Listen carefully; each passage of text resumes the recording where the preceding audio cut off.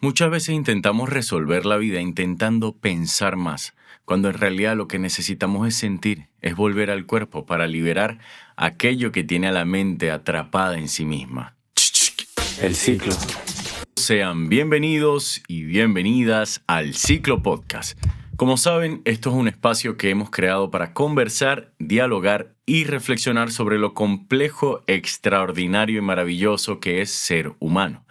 Y en el episodio de hoy, después de una pausa, una pausa prolongada, les quiero hacer esta propuesta, como les dije al inicio, de volver al cuerpo.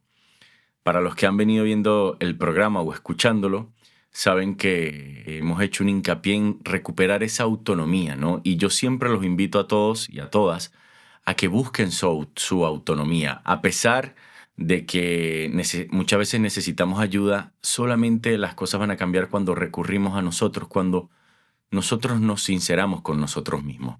Y parte de ese proceso es permitir que lo que le sucede al cuerpo suceda. Estamos viviendo o atravesando una era de mucha información, de la sobredigitalización de todo, y a veces nos quedamos atrapados, producto de que se prioriza la mente, en pensar que hay que invalidar lo que le sucede al cuerpo para trascenderlo. Y vivimos como si fuera una fuerza de conflicto, ¿no? No permitimos que, si en algún momento vivimos algo que nos afectó, simplemente ese evento nos suceda en el cuerpo y se libere a sí mismo, y que nuestro sistema nervioso pueda volver a regularse. El cuerpo está programado para regularse a sí mismo. El tema es que hemos ido perdiendo esa soberanía interna producto de, bueno, lo que se ha venido diciendo a lo largo de este espacio, ¿no? Por memorias bloqueadas, por conflictos ancestrales, transgeneracionales, cosas que se han ido sumando y que han ido llevando a que el ser humano viva más la vida desde el punto de vista mental. Y si bien la mente es una herramienta hermosísima, perfecta, es un mal maestro. Es una gran sirvienta, pero es un mal maestro. No podemos vivir la vida siendo gobernados por nuestro diálogo mental, por así decirlo, ¿no? Y esto no quiere decir que esté mal, pero no es la función que le compete. Nuestra función como conciencia, como ser que es consciente de sí mismo, es ser consciente de lo que nos sucede, es poder llevar adelante eso que nos diferencia de muchos animales, que es la metacognición, es pensar sobre nuestros pensamientos, es cuestionar nuestros pensamientos. Y muchas veces en ese proceso terminamos como disociando el cuerpo de la mente y los aislamos y los llevamos, o pensamos, mejor dicho, que son eventos que suceden en manera separada, por así decirle, cuando en realidad es un hecho conjunto. No podría haber pensamiento sin afectación, o pregunta, mejor dicho, y no podría haber, sin emoción, no podría haber un pensamiento reflexivo, ¿no? Entonces, a veces queremos invalidar las emociones pensando que vamos a pensar mejor, valga la redundancia, cuando en realidad lo que estamos haciendo es disociarnos, es desconectarnos y embolotándonos, por así decirle alguna palabra, no sé si se entienda, o quedándonos dando vueltas en círculo en el mismo pensamiento.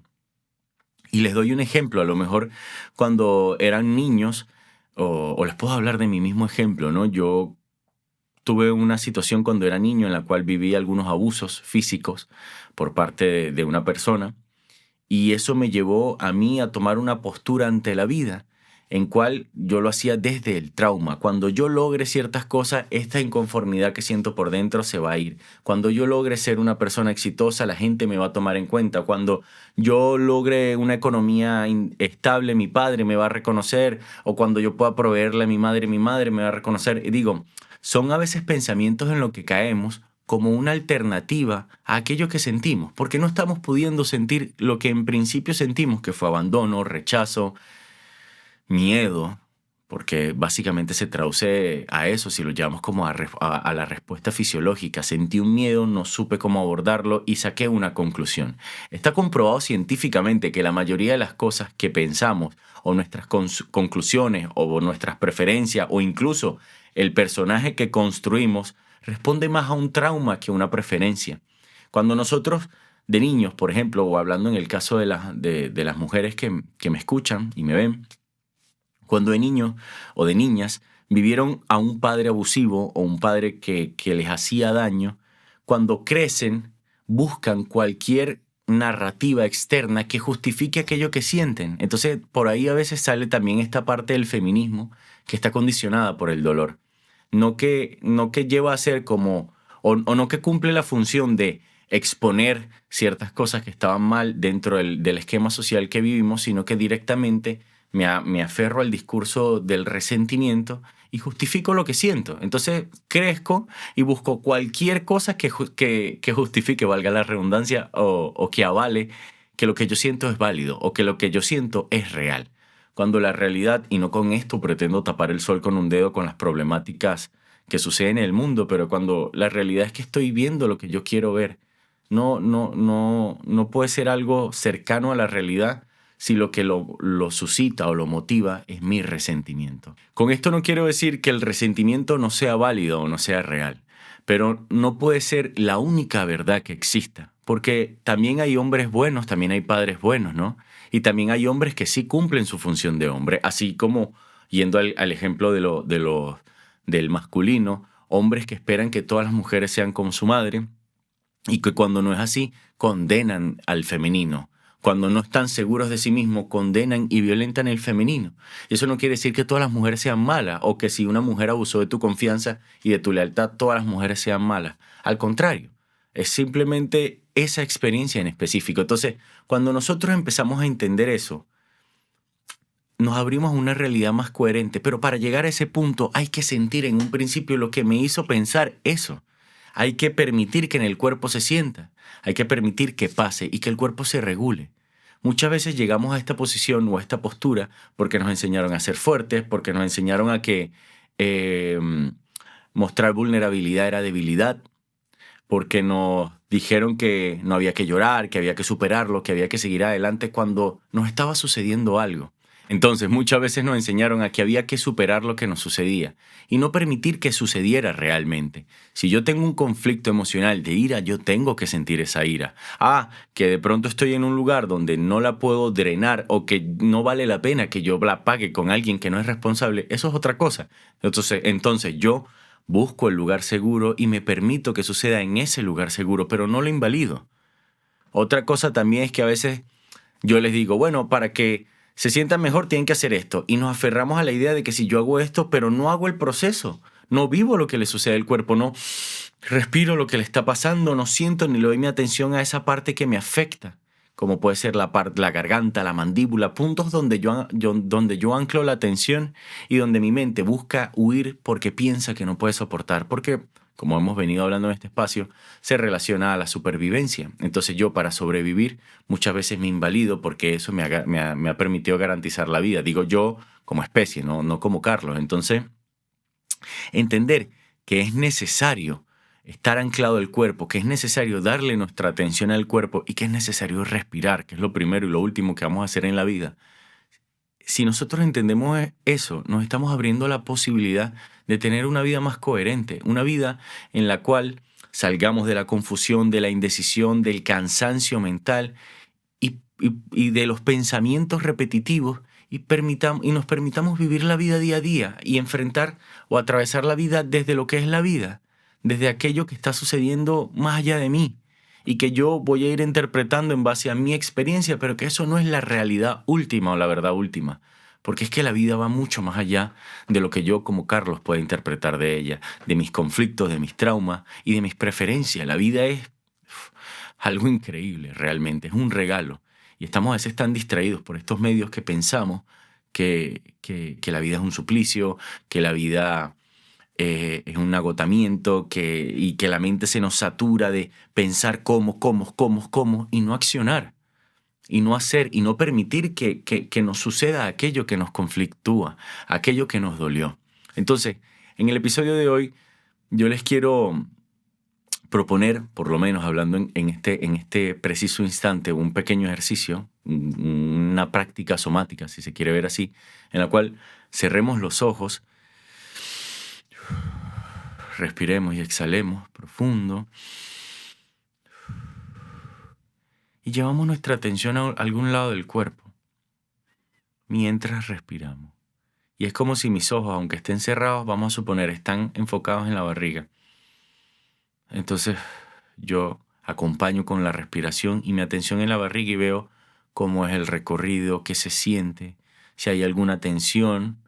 Le doy mi atención a ese lugar y veo qué pasa. Vuelvo a un sitio donde no haya tensión, por ejemplo en este caso el pecho, y veo que está tranquilo. Entonces empiezo a ir entre esos dos lugares, por darles una idea, si en el caso hubiera tensión en la parte baja, y mi cuerpo empieza a encontrar un punto de regulación.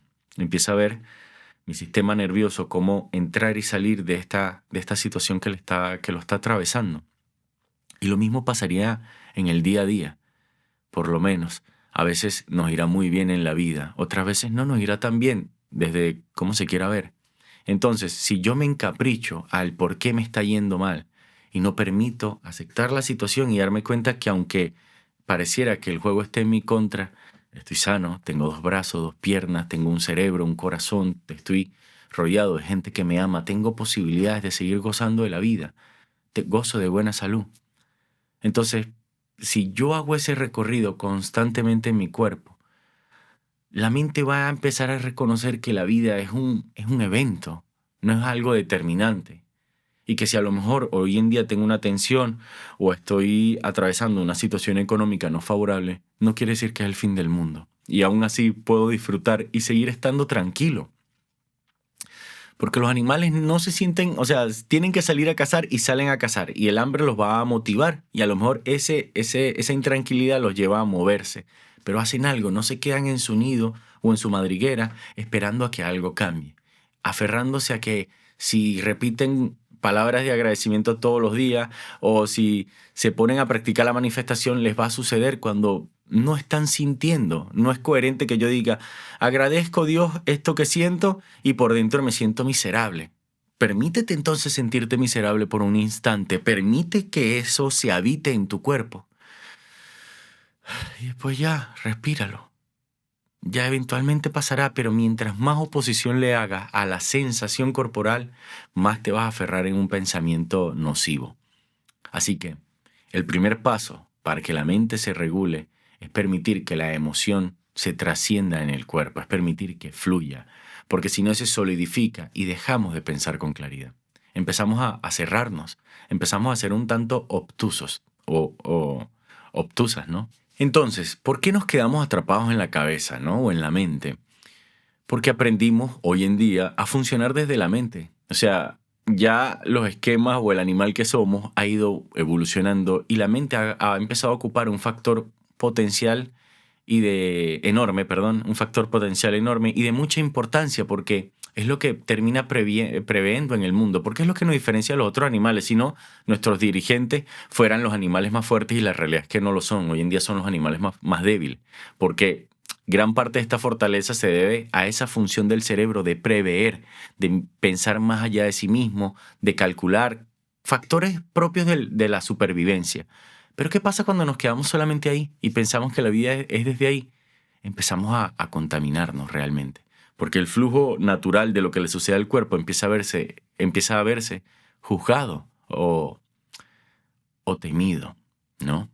Cuando las emociones se quedan en el cuerpo generan tensión, generan un disconfort muy grande.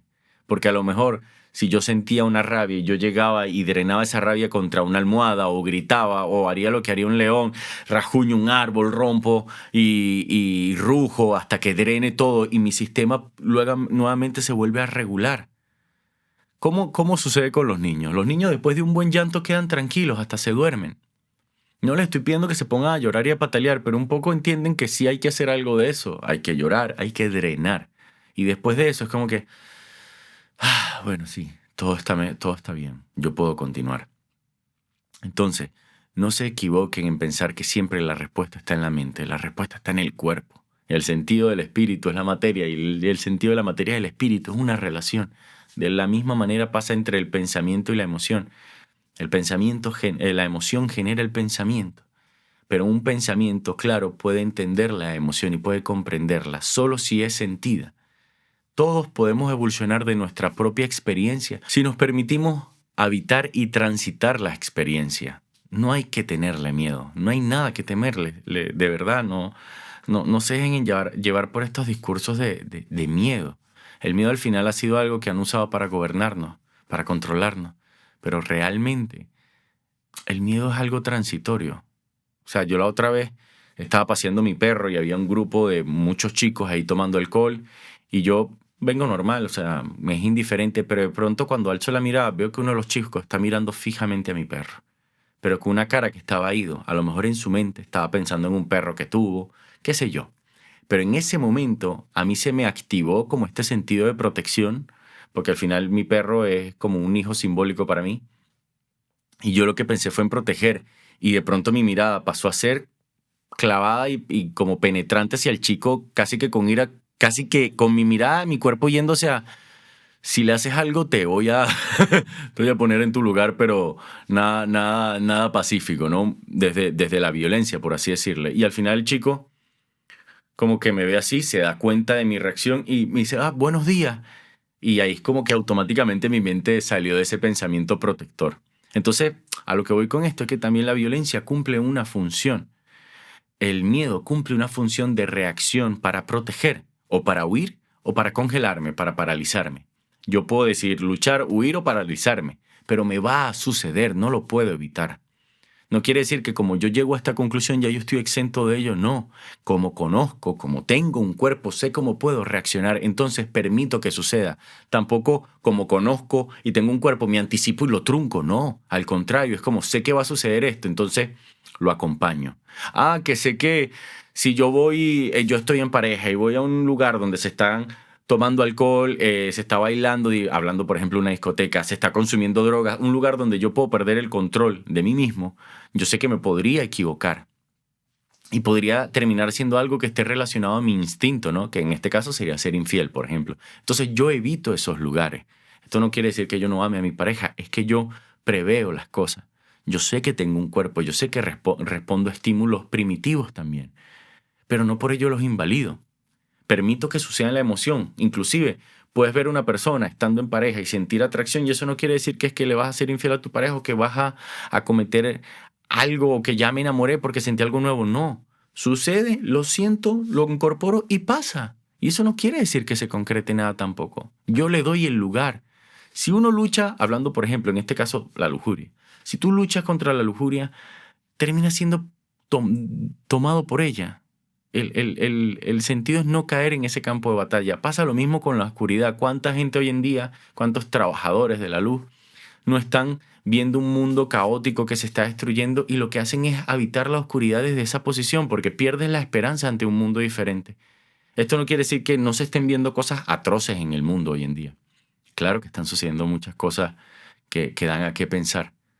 Pero cuando yo habito mi cuerpo y conecto con ese vacío, me doy cuenta que en ese vacío, esa ansiedad que genera ese vacío, después de esa ansiedad lo que hay es paz, lo que hay es calma, lo que hay es esa sensación amorosa de que la vida es un gozo.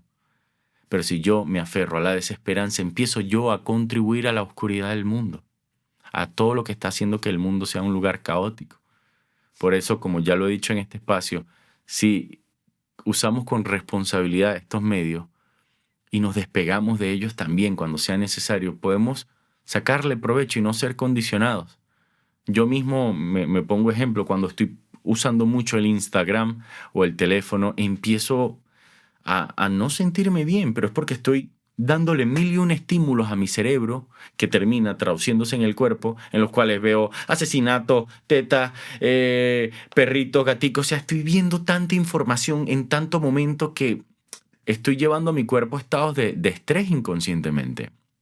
Y estoy llevándolo a normalizar ciertas cosas que hacen que termine no apreciando lo que implica estar vivo, porque empiezas a dar por sentado la vida en sí mismo. Cuando nosotros entendemos nuestra mortalidad y la finitud o lo efímero de esta vida, empezamos a querer a conocer a profundidad la naturaleza de la misma vida. Pero si yo estoy rechazando o negando la muerte, simplemente le estoy dando la espalda a que solamente viviré esta experiencia como Carlos una vez y que después trascenderé y si creen en la reencarnación seguiré reencarnando como mil y un cosas más mientras me toque cumplir el ciclo en la experiencia de la vida. Porque al fin de cuentas soy la conciencia, tomando conciencia de sí misma o de sí mismo, en todo lo que pueda ser habitable y todo lo que contenga vida, todo lo que contenga conciencia. Entonces, no hay que temerle al cuerpo, no hay que temerle a lo que se siente o a lo que implica sentir esta vida. ¿Y por qué? Porque las emociones viven en el cuerpo. Son respuestas de nuestro sistema nervioso que quedaron anclados en nuestro cerebro. Como les comentaba, el ejemplo de este maltrato que yo viví cuando niño, yo después me encontré a una persona igualita a esta mujer que me hacía daño de niño. Y mi cuerpo automáticamente entraba en defensa. Era como si mi niño dijera, ahora sí me voy a defender, esta vez no me vas a hacer lo que me hiciste cuando niño. Y no tenía nada que ver. Yo tuve la fortuna que me di cuenta y dije, claro, es que se parece a esta persona. Y a lo mejor si yo hubiese dejado, porque en este caso era una profesora que se parecía a esta mujer que me hizo daño de niño, si yo hubiese dejado de enfrentarme ante esa situación, a lo mejor ni cuenta me doy, pero como yo le di la cara, como yo enfrenté la situación, aunque sé que era un tema mío, permití conocer partes de mí también, eventos que estaban atrapados en mi cuerpo y los pude acompañar. Y si tuve que llorar, gritar, patalear, lo hice, para poder así liberar ya la emoción de mi cuerpo, porque al final desde una respuesta química, había potasio, habían hormonas que habían quedado atrapadas en mi cuerpo y mi cuerpo quería defenderse de un evento que ya pasó, pero que como no tuve quien me acompañara, como me sentí indefenso ante esa situación, me escudé en una respuesta o simplemente me tiré a la desidia y a la apatía y a la vergüenza, que son emociones que nos desconectan de la dicha de la vida. No con esto las condeno tampoco, porque aquí mismo los invito a que exploren la vergüenza, que es un sentimiento poco transitado y que permitan hacer el ridículo también, para que vean qué liberador es. Lo que pasa es que como la vergüenza está asociada a ser excluidos del clan o de la manada, le tenemos miedo, porque nadie quiere ser abandonado. Pero cuando la experimentas, te das cuenta que en realidad estaba aquí la vergüenza, o estaba atrapada aquí, mejor dicho, y como estaba atrapada aquí, esto aquí lo interpretaba como algo que no podía tener control de ello, que lo invalidaba o que me invalidaba. Entonces, como ya les dije, esta práctica constante de sentarnos, de escanear el cuerpo, de respirar, acompaña a que el cuerpo pueda ser transitado, a estar callado con lo que le sucede, no tener que poner una musiquita zen para yo entrar en relajación ni afirmaciones, no, en silencio, dejar que se sienta lo que se siente o lo que ha de ser sentido y habitarlo. No se puede hacer más nada realmente. No les puedo vender aquí tampoco una fórmula mágica de que, bueno, todo se va a hacer, todo va a superarse. Si no, hay cosas que tomarán tiempo, pero háganle tiempo también ustedes a las cosas que requieren su atención.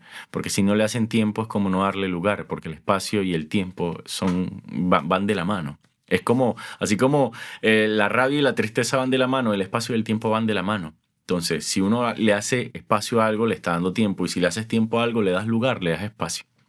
Cuando volvemos al cuerpo, entonces, para ir resumiendo, empezamos a tener una claridad y una autonomía, pero inquebrantable. Nos empezamos a dar cuenta que hay cosas que van más allá de nosotros, pero que si le damos nuestra presencia, al menos acompañaremos ese proceso. Que hay veces que no se pueden evitar o hay cosas que son inevitables. Sí, pero eso no quiere decir que nuestra capacidad de aceptarlas o interpretarlas no puedan ser diferentes al evento mismo. Porque el problema no es el trauma realmente, es cómo lo interpretamos. Es cómo quedó en nuestro cuerpo sin resolverse. Cada quien, mira, por eso es que hay tantas terapias y a cada quien le servirá lo que le sirva. O sea, y aquí yo no les vengo a vender la fórmula mágica tampoco, ni que este camino sí, este camino no, este terapeuta sí, este terapeuta no. Mira, si tienen que ir a un brujo para trascender sus conflictos, háganlo. Si tienen que sentarse con ustedes mismos, calladitos, calladitas, para transitarlo, háganlo. Si tienen que gritar, patalear, echar maldiciones al aire, háganlo, pero permítanse experimentar la experiencia. No se queden pensando en que no quiero sentir esto, no quiero sentir esto, tengo miedo, tengo ¿qué hago? Escasez, y va creciendo la pelota de nieve en bajada y no se termina de sentir aquello. Y cuando llega abajo y explota, ¡pum!, es peor. Drenan con alguien que no tenían que drenar, maltratan a alguien o a algo que no tenían que maltratar, o se maltratan ustedes mismos y se denigran y como diría Mario Benedetti, se juzgan sin tiempo, porque no nos podemos juzgar o condenar por un evento. No tiene sentido, es muy injusto. Así que bueno, como siempre en este espacio ya hice la muestra, pero los invito a que hagan ese trabajo, a que habiten el cuerpo, a que se tomen un momento, lo pueden llamar meditar, lo pueden llamar como quieran.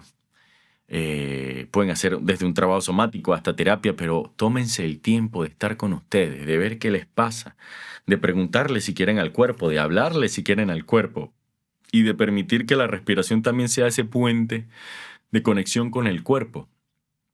Hay respiraciones que, mira, no, por ejemplo, vamos a hacer aquí una cortita. 5 respiraciones, 3 inhalaciones profundas por nariz, una exhalación con sonido o con descarga por boca, ejemplo.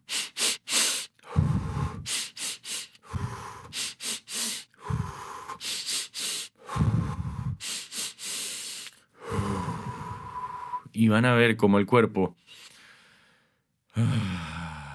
entra en presencia, cómo se siente lo que se estaba sintiendo y la mente se aclara. Y eso es un ejemplo para ello. No le estoy diciendo que es el fin último, a lo mejor en otro episodio hablaremos del breathwork y de las maravillas y las bondades de la respiración como herramienta de conexión, inclusive hasta como enteógeno, porque créanme que pueden tener experiencias psicodélicas con un set de muchísimas respiraciones. No les voy a decir que son pocas porque son bastantes, pero de media hora, de 40 minutos, 1 hora de un trabajo de respiración. Pueden lograr cosas increíbles, la realidad. Pueden experimentar cosas increíbles y pueden abrir la puerta a ustedes mismos, a ese misterio que les habita, a esa verdad también que les habita, que les sucede en el cuerpo. Y en ese proceso, como al final somos es conciencia, presenciando conciencia, se van a dar cuenta que no son sus pensamientos, que no son netamente su cuerpo, son esa relación y lo van a acompañar. Y cuando lo acompañan, sus pensamientos van a ser más acordes a un cuerpo disponible. No van a ser sólidos, rígidos e inflexibles. Así que nada, recuerden siempre volver al cuerpo. Recuerden permitirse habitar su cuerpo. Y les prometo que van a tener una vida diferente. Se los puedo asegurar. Yo, mire, he tocado fondo muchas veces como actor de doblaje. Después de 10 años dedicarme a una carrera, la IA cambió todo, entonces me tocó reinventarme, empecé a ser videógrafo. Aunque me había formado como terapeuta, para mí era difícil cobrar las terapias, siempre las regalaba. 2 años trabajando prácticamente gratis o con intercambios más ad honorem, por así decirlo. Y yo tampoco le estaba dando un lugar a ese proceso o a ese conocimiento mío, porque han sido muchos años de invertir en mí y en conocer al humano a través de mí y de mi experiencia, o desde la subjetividad de mi experiencia. Y en ese proceso pues me he ido encontrando que siempre lo primero y lo último que vamos a hacer es respirar. Y todo lo que sucede le sucede al cuerpo, no la mente. La mente es una consecuencia. Es una consecuencia. Por eso es que Carl Gustav Jung decía que solo con dolor despierta la mente, solo después de una noche oscura despierta la mente, porque ya dimensiona, ya no puedes atravesar o ir a aquello que te da miedo y darte cuenta que el miedo era más una proyección de lo desconocido que la realidad. Y esto lo digo porque a veces nos enfrentaremos a situaciones que solo tenemos que aceptar.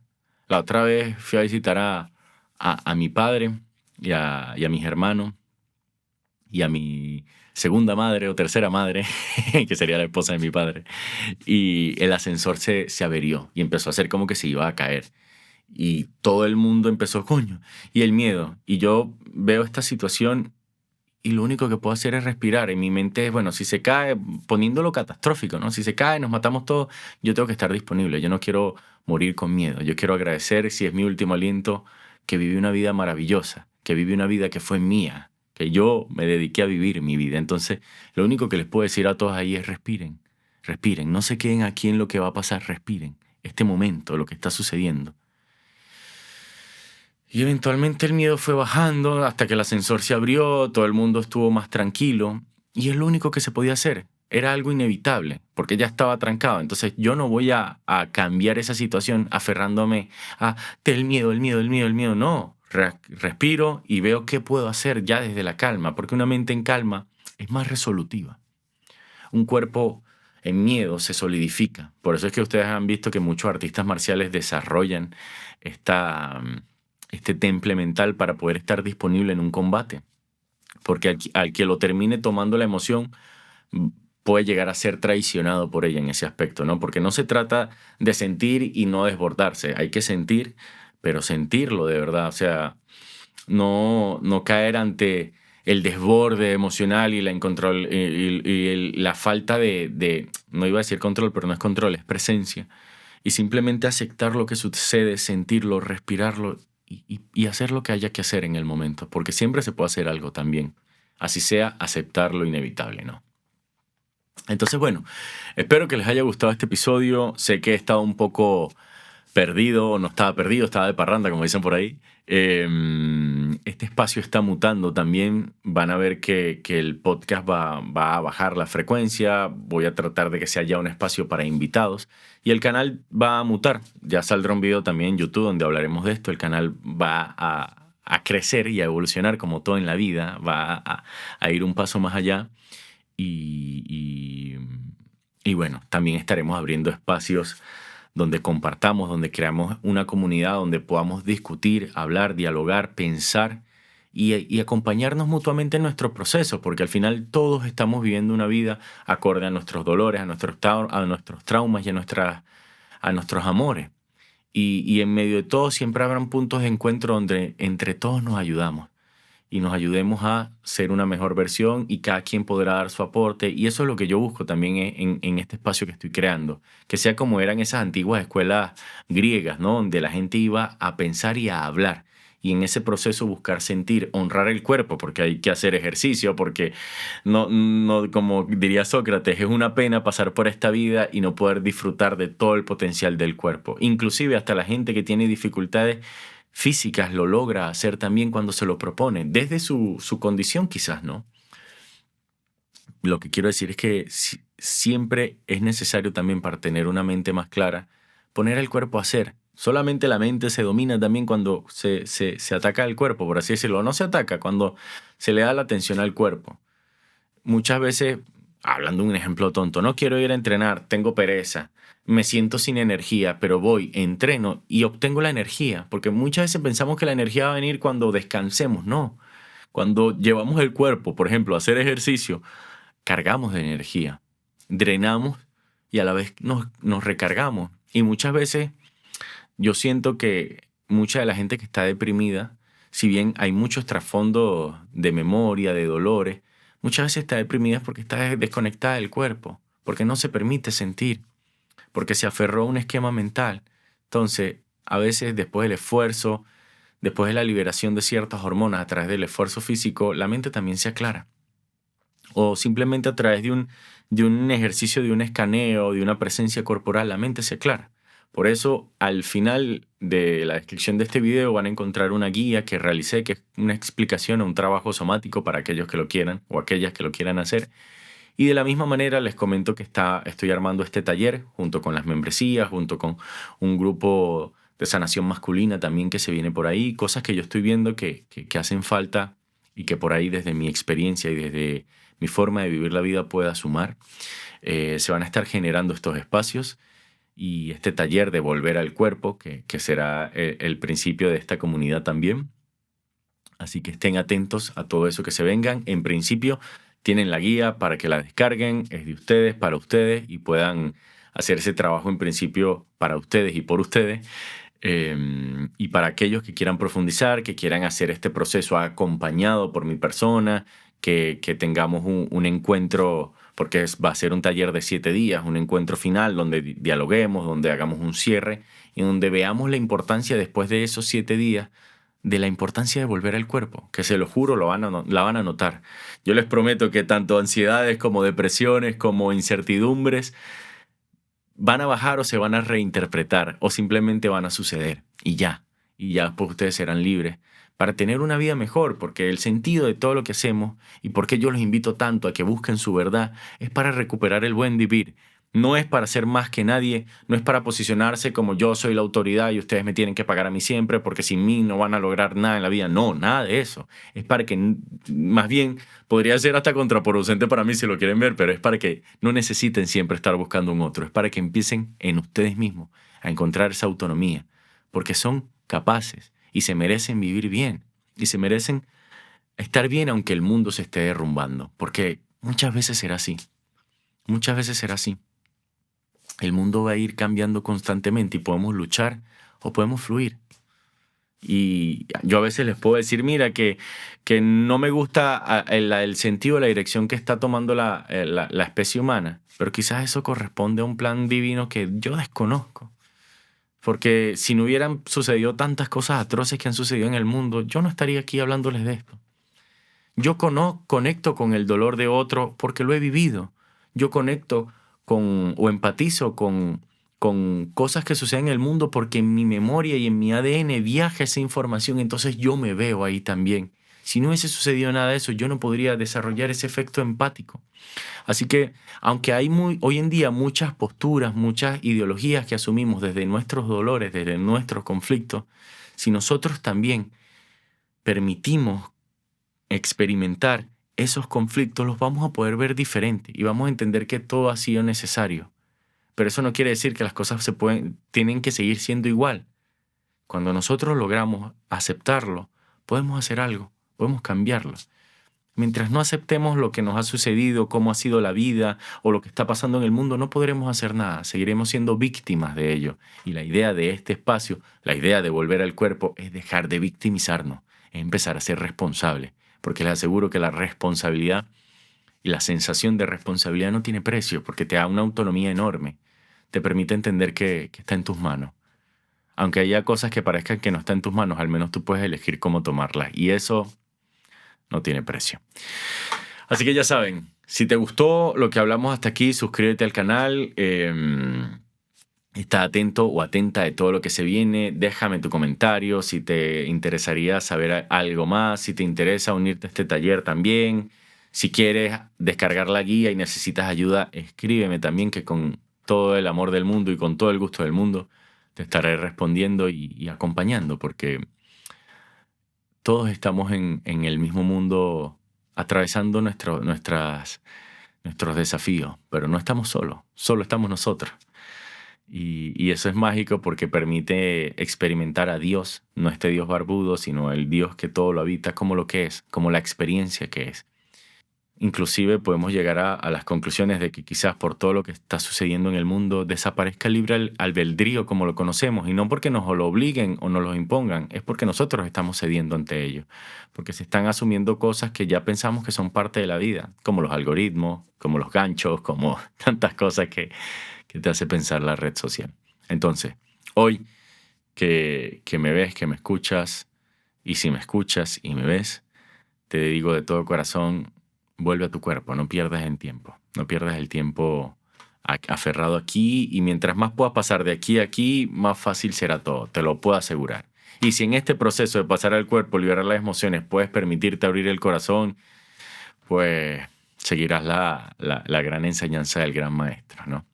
De aquel hombre que entendió que abriendo el corazón es que podíamos cambiar el mundo. O aquel ser, o aquella mujer también que entendió que abriendo el corazón se podía cambiar el mundo. Se podía hacer un mundo diferente. ¿Sí? Esto es el Ciclo Podcast. Hasta luego. ¿Qué quiero? Muchas gracias. Se les quiere y nos estaremos viendo.